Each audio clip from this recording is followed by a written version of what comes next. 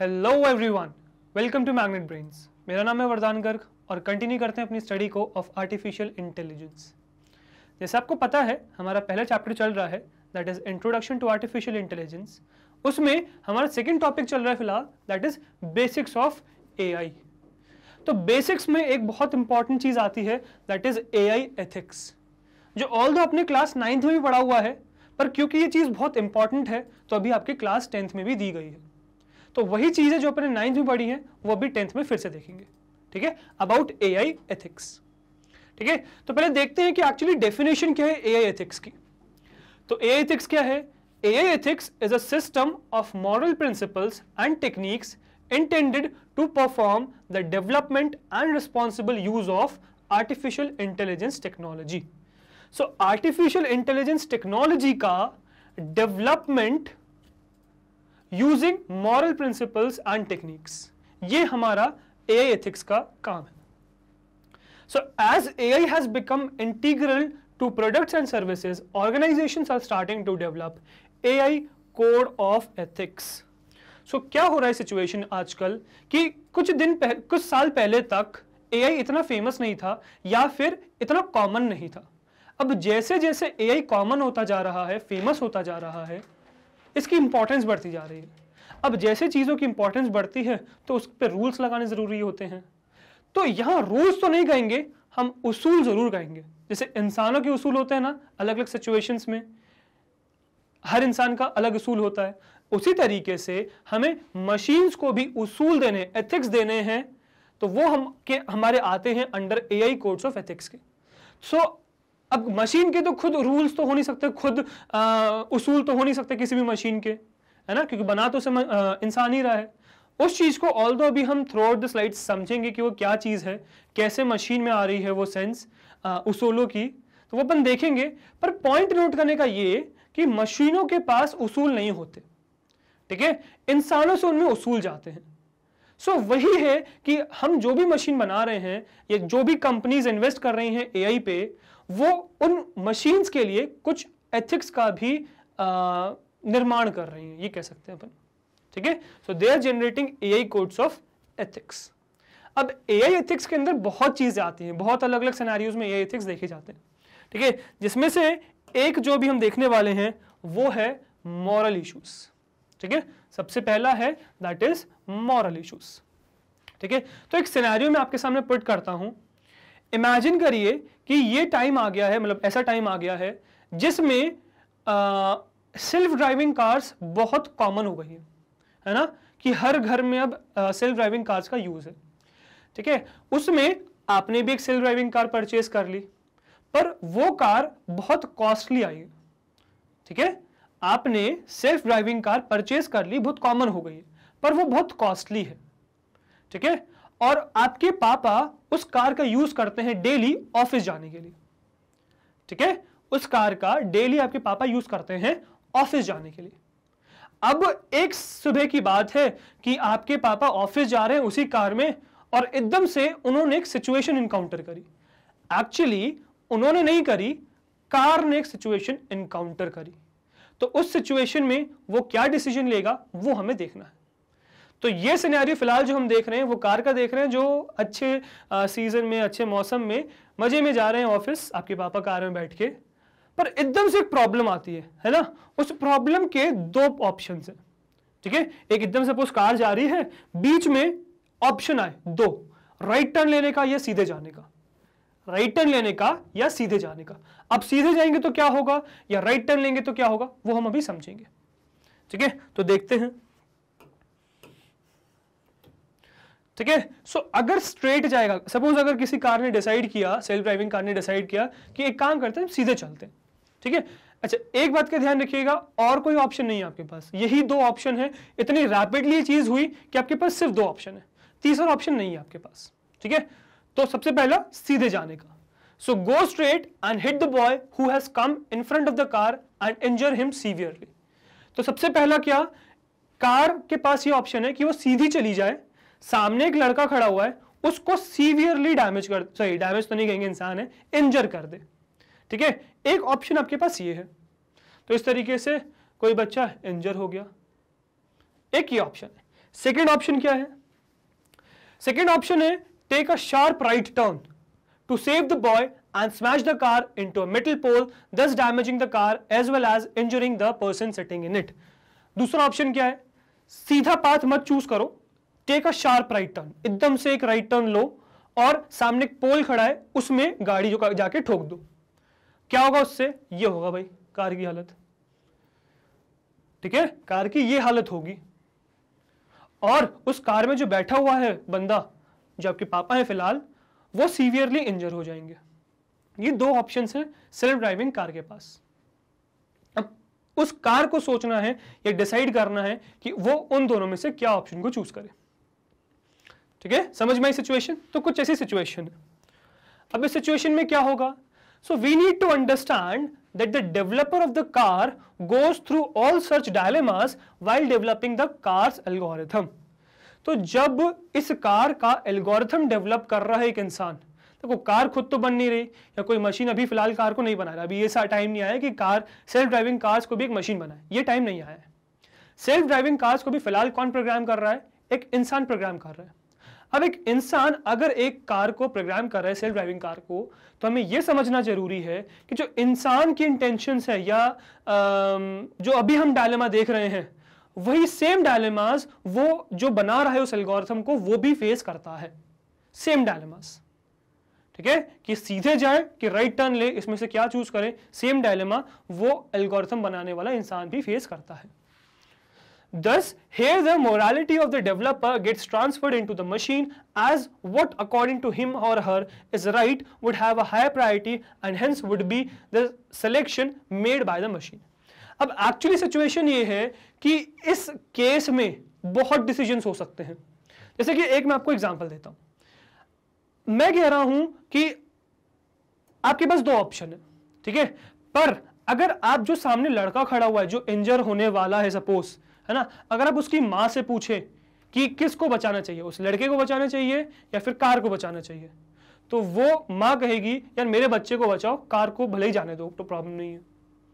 On the other hand अगर मैं आपसे पूछूं कि दोनों सिचुएशंस में से क्या सिलेक्ट करना चाहिए, किसको बचाना चाहिए, कार को बचाना चाहिए या फिर उस बच्चे को बचाना चाहिए, तो डेफिनेटली आपका आंसर होगा यार कार को बचाना चाहिए, बल्कि कार को नहीं मेरे पापा को बचाना चाहिए, उसमें मेरे पापा बैठे हुए, राइट, और बच्चे को भले ही तुम जाके इंजर कर दो, कोई प्रॉब्लम नहीं हमें। यह होगा आप दोनों का अलग अलग डिसीजंस।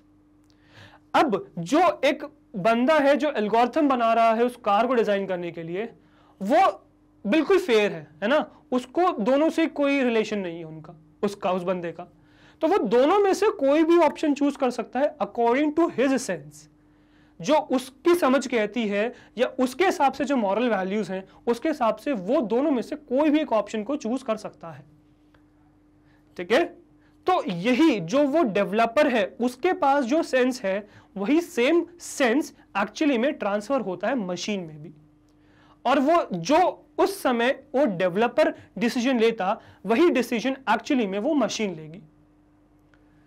ठीक है, तो सेम जो कुछ सेंस है वही सेंस डेवलपर से मशीन में ट्रांसफर होगा, वही ये पॉइंट कहना चाह रहा है। ठीक है, नाउ सिनेरियो 2 देखते हैं। एज्यूम करिए, assume that the car has hit the boy, सामने लड़के को हिट कर दिया कार ने, who came in front of it, जो उसके सामने आया था।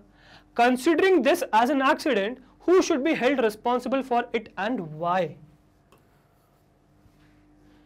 इस सिचुएशन को देखते हुए कि कार ने सपोज जैसे हम उस न्यूट्रल बंदे की बात कर रहे हैं जिसने कार डिजाइन करी, उसका सेंस ये कहता है कि कार को बचा लो, कार को ही बचा लो और उस पीछे हुए बैठे हुए आदमी को ही बचा लो और बच्चे को ठोक दो जाके, है ना। सपोज वो इंसान ये डिसाइड करता है जो एल्गोरिथम बना रहा है कार का फिलहाल, तो मशीन में भी वही सेंस ट्रांसफर हो जाएगा और वो मशीन यही डिसाइड करेगी कि जाके मैं बच्चे को इंजर कर देता हूं और उस कार को बचा लेता हूं।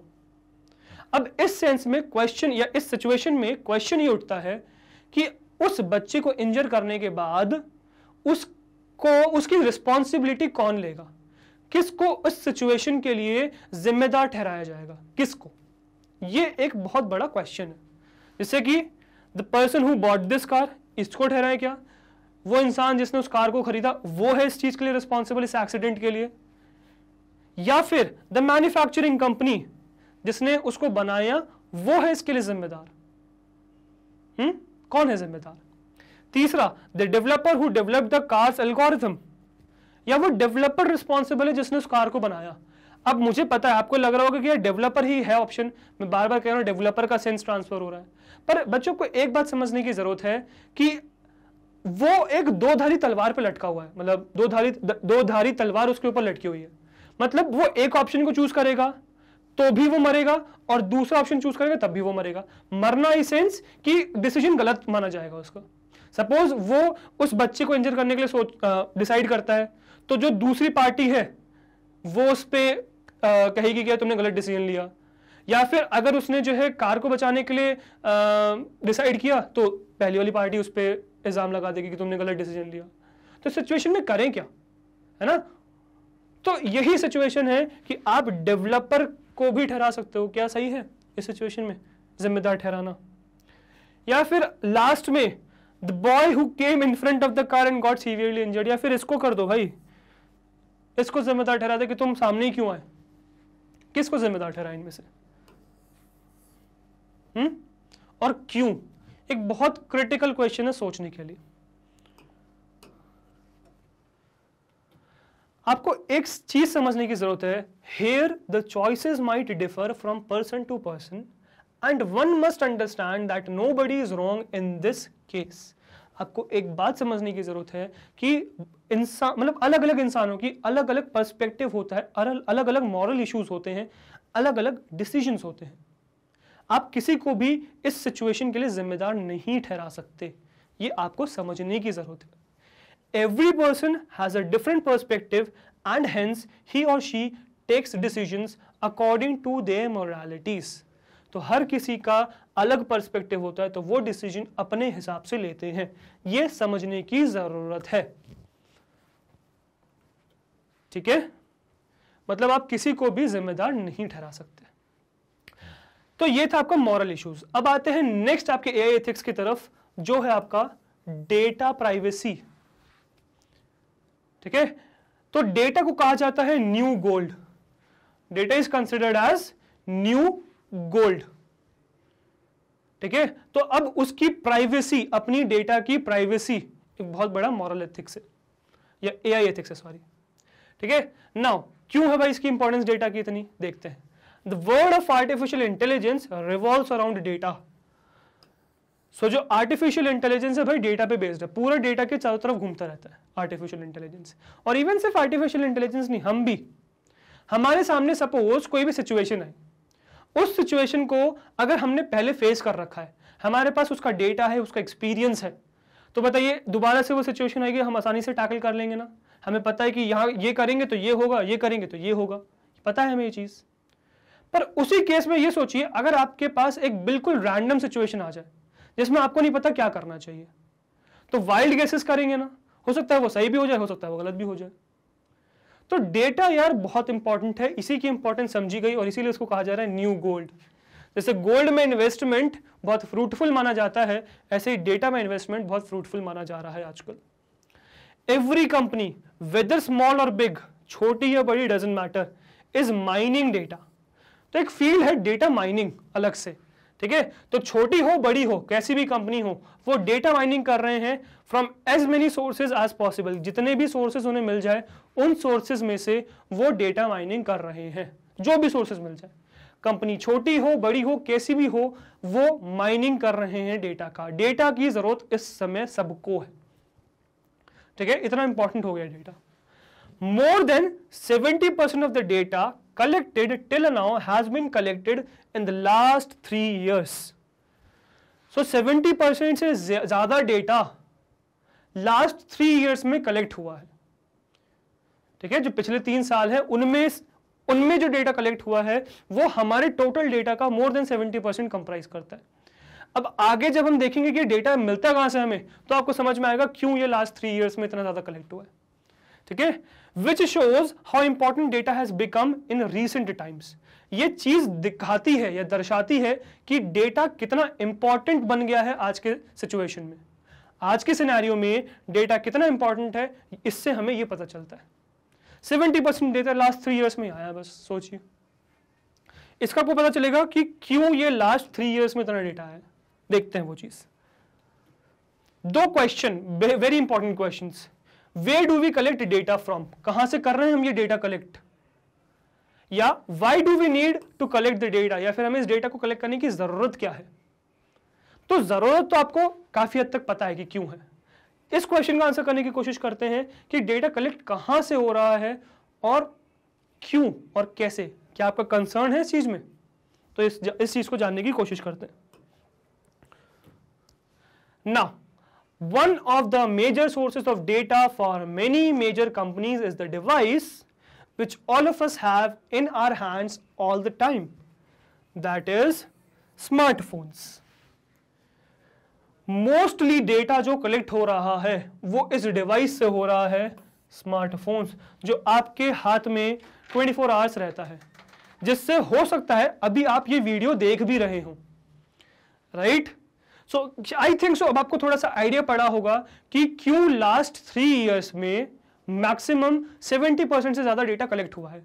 बिकॉज आपको पता है स्मार्टफोन्स कुछ लास्ट 3, 4, 5 ईयर्स में ही बहुत ज्यादा लोगों के पास देखे गए, कॉमन हो गए phones, cell phone, smartphones basically, right? उससे पहले सिचुएशंस क्या थी? सेल फोन्स में गलत वर्ड यूज कर रहा हूं, मुझे स्मार्टफोन्स यूज करना चाहिए। स्मार्टफोन्स इतने कॉमन नहीं थे, ठीक है? अब बहुत कॉमन हो गए।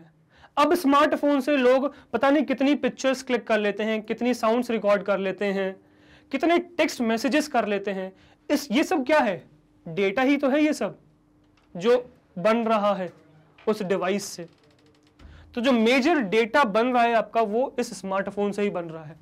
अलग अलग यूजेस हैं स्मार्टफोन्स के, फेसबुक, इंस्टाग्राम, यूट्यूब, नीडो, बहुत यूजेस हैं स्मार्टफोन्स के।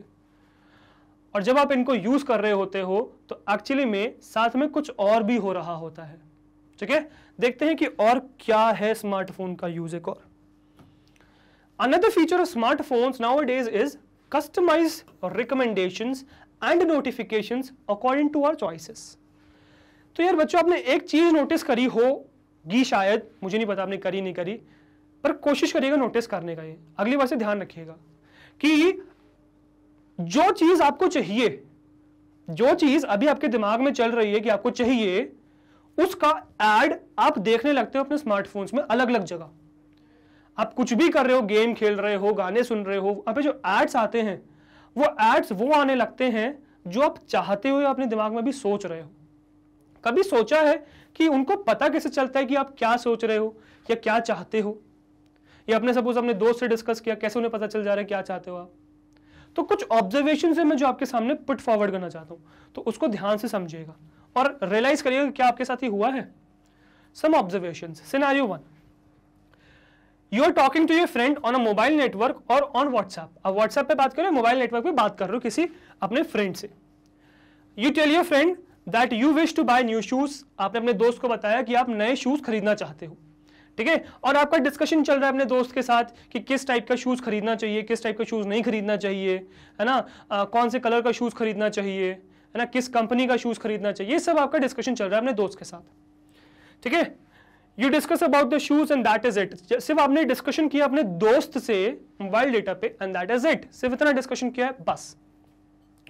After some time what you see is the online shopping websites start giving you notifications to buy shoes. They start recommending some of their products and urge you to use, actually this should be use, sorry, and urge you to buy some. Actually ये you नहीं होना चाहिए, ठीक है? इसको cut कर देते हैं। urge you to buy some, तो आपको कोशिश करते हैं कन्विंस करने की कि आप कोई शूज खरीद लें।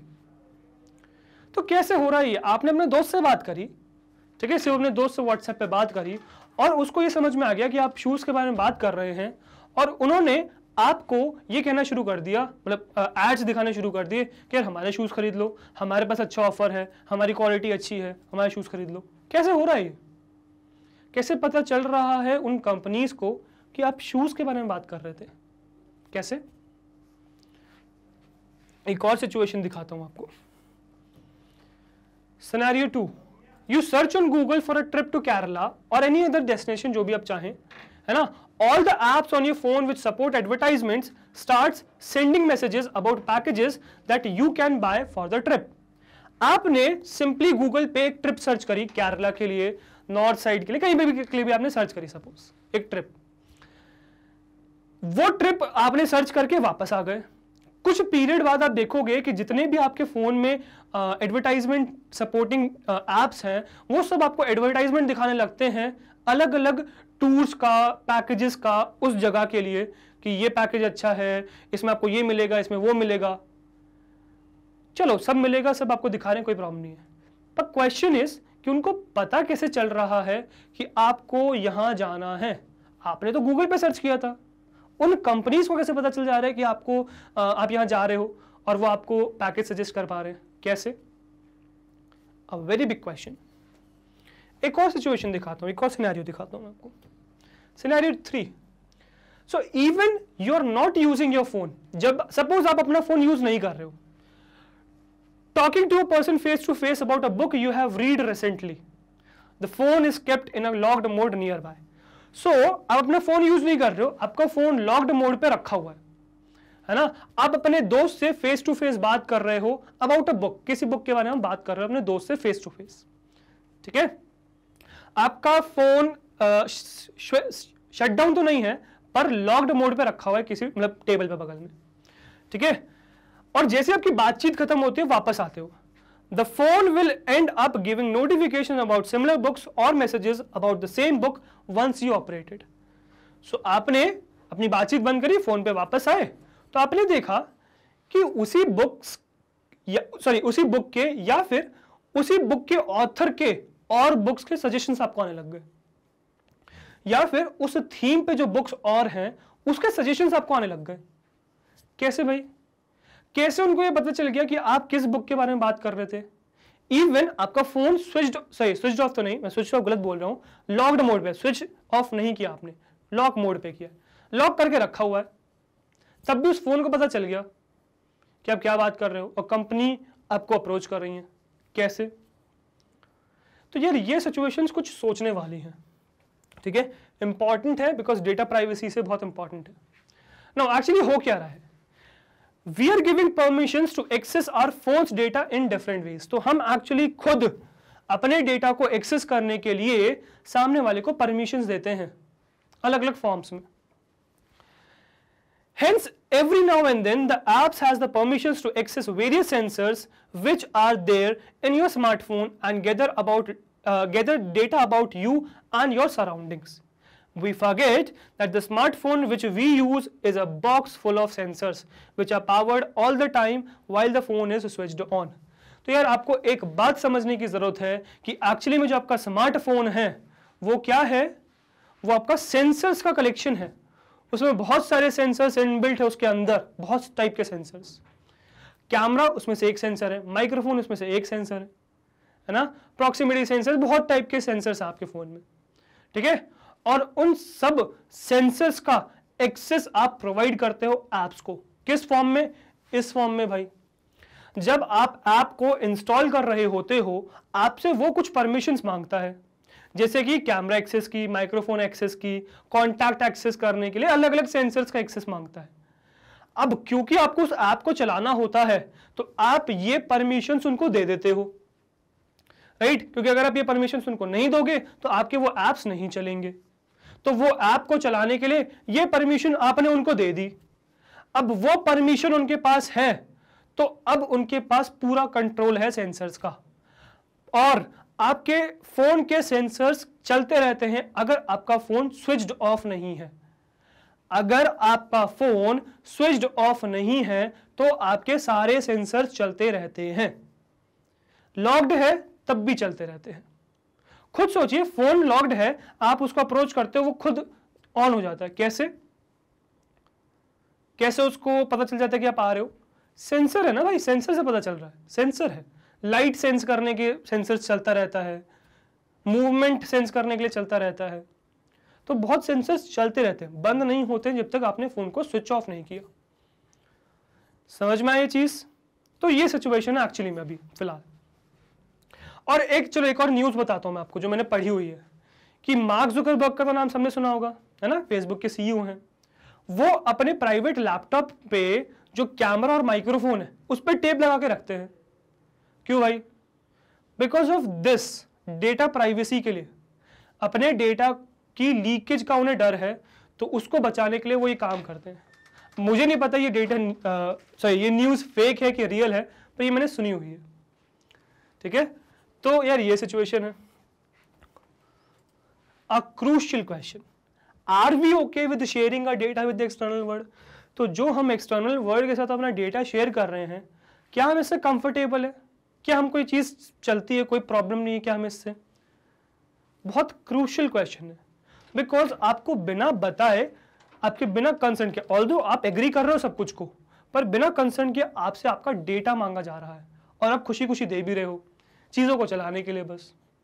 तो इस चीज़ का ध्यान रखना बहुत ज़रूरी है।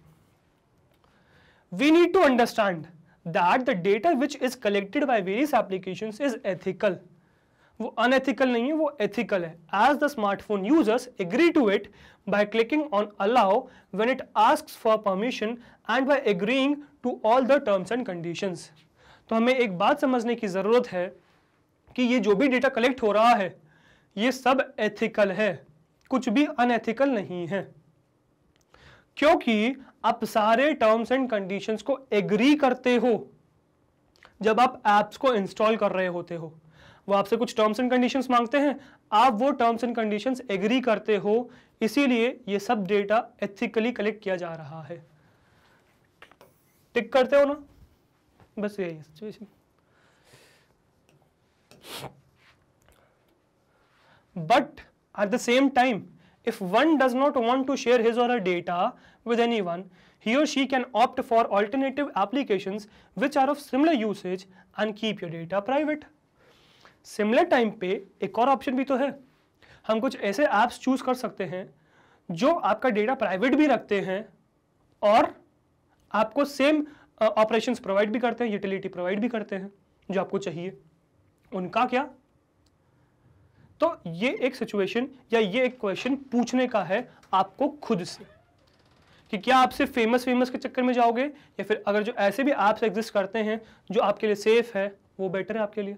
सो बच्चों, आपको डिसाइड करना है इस चीज के बारे में। ठीक है, तो ये डेटा प्राइवेसी एक चीज है अंडर एआई एथिक्स। ठीक है, नेक्स्ट चीज की तरफ चलते हैं जो क्या है आपका एआई बायस। एआई एथिक्स के अंदर एक और चीज आती है, दैट इज एआई बायस, मतलब भेदभाव। एआई के अंदर भेदभाव। हमें एक चीज समझने की जरूरत है। क्या? When we talk about a machine, we know that it is artificial and can not think on its own. हमें एक बात बहुत अच्छे से पता है कि एक मशीन आर्टिफिशियल है तो वो खुद नहीं सोच सकती।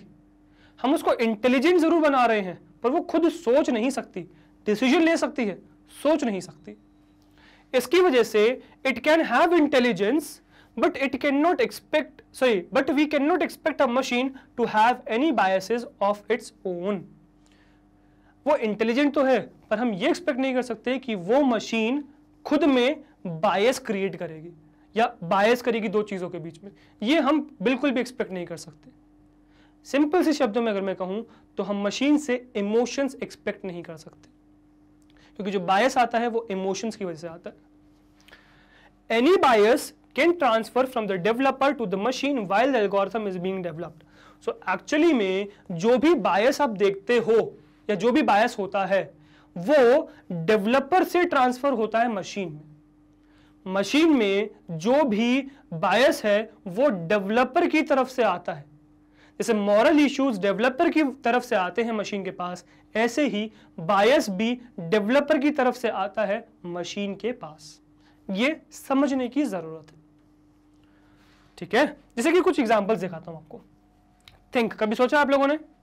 Majorly all the virtual assistants have a female voice. Why? So nearly her her voice assistant female voice के होते हैं। क्यों? कभी सोचा मेल वॉइस नहीं होती? क्यों? बिकॉज ये एक बायस है, ये माना जाता है कि फीमेल्स आर गुड असिस्टेंट्स। ठीक है, इसीलिए मेल वॉइसेस नहीं प्रेफर करते, लोग प्रेफर करते हैं अगर आपको असिस्टेंट चाहिए तो फीमेल के फॉर्म में हो, ज्यादा बेटर है। ऑल्दो कुछ कंपनीज इस बायस को समझ रही हैं और इस पे काम कर रही हैं, इसको इंप्रूव करने की कोशिश कर रही हैं, मेल वॉइसेस इंट्रोड्यूस कर रही हैं बायस एलिमिनेट करने के लिए। ठीक है, नेक्स्ट देखते हैं। If you search on Google for a salon, the first few searches are mostly for female salons. Why? जब आप सलॉ सर्च करते हो गूगल पे तो मोस्टली जो पहले कुछ ऑप्शंस आते हैं वो फीमेल सलॉस के आते हैं। क्यों? क्यों? बायस, एआई बायस। पर यह समझने की जरूरत है कि यह मशीन का खुद का बायस नहीं है, जो मशीन बना रहा है उसका बायस यहां पे ट्रांसफर होती है, उसकी सोच यहां पे ट्रांसफर होती है। ठीक है, जैसे सपोज हम ये कहते हैं ना परवरिश की परवरिश गलत वर्ड बोल रहा हूं मैं, संगति का असर पड़ता है लोगों में, इंसानों में, वैसे कुछ यहां पर भी है कि जो एक मशीन को जो बना रहा है उसी से तो वो प्रभावित होगी, वही चीज तो उसके अंदर आएगी। तो यही केस है कि जो एक मशीन, जो डेवलपर एक मशीन को बना रहा है उसकी सारी चीजें उस मशीन में ट्रांसफर होती हैं, मॉरल इश्यूज, बायसेस, सब कुछ। ठीक है, तो ये चीज समझने की जरूरत है। नेक्स्ट है आपका AI access under AI ethics. हमें पता है artificial intelligence is still a budding technology, not everyone has the opportunity to access it, हर किसी को ऐसी अपॉर्चुनिटी नहीं है। The people who can afford AI-enabled devices make the most out of it, while others who cannot are left behind. Because of this, a gap has emerged between these two classes of people, and it gets widened with the rapid advancement of technology. तो actually में situation क्या है कि AI अभी अभी आई है, बहुत महंगे डिवाइसेस होते हैं AI के अभी फिलहाल, सो हर कोई अफोर्ड नहीं कर सकता AI डिवाइसेस को। तो जो अफोर्ड कर पाते हैं उनकी लाइफ बहुत इजी हो जाती है, सिंपल हो जाती है ना, वो चीजें अच्छे परफॉर्म कर रहे होते हैं अलग अलग सिचुएशंस में। पर जिनके पास एआई का अपॉर्चुनिटी नहीं है वो पीछे रह जाते हैं। इस वजह से एक गैप क्रिएट होता जा रहा है और उस गैप को एक्चुअली में हमें कम करने की जरूरत है। तो यही चीज एआई एक्सेस का आती है एआई एथिक्स के अंदर। इसमें अगेन दो चीजें एक्सेस के ऊपर, एक्सेस मतलब उसका वो किसके पास अवेलेबल है, कौन कौन उसको यूज कर पा रहा है। ठीक है, तो इसके बारे में बात करते हैं अंडर टू मोर कैटेगरीज। सबसे पहला एआई एक्सेस के अंदर एआई क्रिएट्स अनएम्प्लॉयमेंट। सबसे पहला एक क्या चीज है? Unemployment. Maybe in the coming years AI enabled machines will replace all the people who work as labourers. तो जो भी लोग लेबरर्स की तरह काम करते हैं उन सबका काम एआई रिप्लेस कर दे कुछ आने वाले सालों में। सिचुएशन ये आएगी कि this may start an era of mass unemployment. Mass unemployment छाएगा दुनिया में, where people having little or no skills may be left without jobs and others who keep up with their skills according to what is required will flourish. So जिनके पास skills नहीं है, skills कम है, उनके पास काम नहीं बचेगा करने के लिए, और जो स्किलफुल है सिर्फ वही काम कर पाएंगे, और जो लेस स्किलफुल या फिर ऑटोमेटिव वर्क हैं जो खुद हो सकते हैं, है ना, रेपिटेटिव वर्क्स हैं, वो सब एआई डिवाइसेस करने लगेंगे, एआई इनेबल्ड मशीन्स करने लगेंगी। समझे बात को? तो इसी चीज को ओवरकम करने के लिए सीबीएसई ने आपके लिए एक कोर्स रखा है आपकी क्लास में फिलहाल, ताकि आप अलग अलग स्किल्स एक्वायर कर सके और स्किल्स गेन करने में आप पीछे ना रह जाए। तो इसीलिए आर्टिफिशियल इंटेलिजेंस की स्टडी बहुत इंपॉर्टेंट हो जाती है आज के एरा में, क्योंकि कुछ आने वाले सालों में आपको इसकी इंपॉर्टेंस दिखेगी। ठीक है, साथ में एआई एक्सेस के अंदर एक और चीज आती है, एआई फॉर किड्स। क्या किड्स को भी एआई का एक्सेस होना चाहिए, एआई डिवाइसेस का? Kids nowadays are smart enough to understand technology from a very early age. As their thinking capabilities increase, they start becoming techno savvy, and eventually they learn everything more easily than an adult. But should technology be given to children so young? आपको मैं एक example बताता हूँ, है ना। मेरे जान पहचान में एक है छोटा सा बच्चा, 1 साल का है फिलहाल, है ना। मैंने उसको देखा है मेरे फोन में, वो YouTube खोल लेता है, जो भी वीडियो उसको देखना है वो वीडियो पे क्लिक करके उसको प्ले कर लेता है, उस वीडियो को प्ले पॉज कर पाता है है ना, उसको पसंद नहीं आई तो ऊपर स्वाइप करके नेक्स्ट वीडियो को प्ले कर लेता है। इतना वो 1 साल का बच्चा कर पा रहा है, इतना टेक फ्रेंडली हो गया है जिसको अभी नंबर्स ढंग से बोलने नहीं आते, अल्फाबेट्स ढंग से बोलने नहीं आते, पर वो इंटेलिजेंट इतने हैं आजकल के बच्चे, यंग बच्चे, कि वो टेक्नोलॉजी से फ्रेंडली हो गए। राइट, हो सकता है आप भी मैथ्स, फिजिक्स, केमिस्ट्री में वीक हो पर टेक फ्रेंडली हो, बिल्कुल हो सकता है। पर एक बहुत क्रिटिकल क्वेश्चन है, क्या ये मशीन्स, एआई इनेबल्ड मशीन्स हमें बच्चों को देनी चाहिए? Is this good for them? जैसे एग्जांपल दिखाता हूं आपको। ये सिचुएशन देखिए, इसमें इस बच्चे का पेपर चल रहा है ना, ये यहां पे भी फिलहाल पेपर लिख रहा है, और इस पेपर में आने वाले क्वेश्चंस ये यहां एलेक्सा से पूछ रहा है। सिंपल मैथमेटिक्स के क्वेश्चंस, 4 + 5 बता दो, 8 × 2 बता दो। इसको ये पता है, ये बहुत अच्छी बात है कि इसको ये पता है कि कैसे एलेक्सा का यूज करना है। एलेक्सा इसको क्वेश्चंस का आंसर कर पा रही है, ये बहुत अच्छी बात है। पर क्या इतनी डिपेंडेंसी ऑन अ मशीन अच्छी बात है कि ये एक सिंपल मैथ्स के प्रॉब्लम सॉल्व नहीं कर पा रहा खुद से? क्या ये अच्छी बात है? तो ये एक बहुत बड़ा क्वेश्चन है, क्या बच्चों को एआई देना चाहिए? Is AI for kids necessary और is it good for them? A crucial question. Okay, तो ये आता है अंडर एआई एक्सेस। ओके, तो ये अपन ने अभी कुछ टॉपिक्स जो देखे, ये थे आपके एआई एथिक्स के ऊपर, जो आपने क्लास 9th में पढ़े हुए हैं, पर ये टॉपिक बहुत इंपॉर्टेंट है, इसीलिए अ टाइप ऑफ रिवीजन समझ लीजिए कि ये आपका रिवीजन सेशन टाइप था।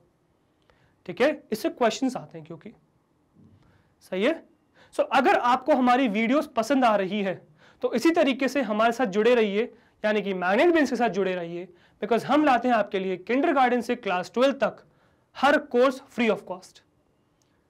ठीक है, तो please do visit our channel and our website as well, that is magnetbrains.com। ठीक है, see you in the next video, thank you very much.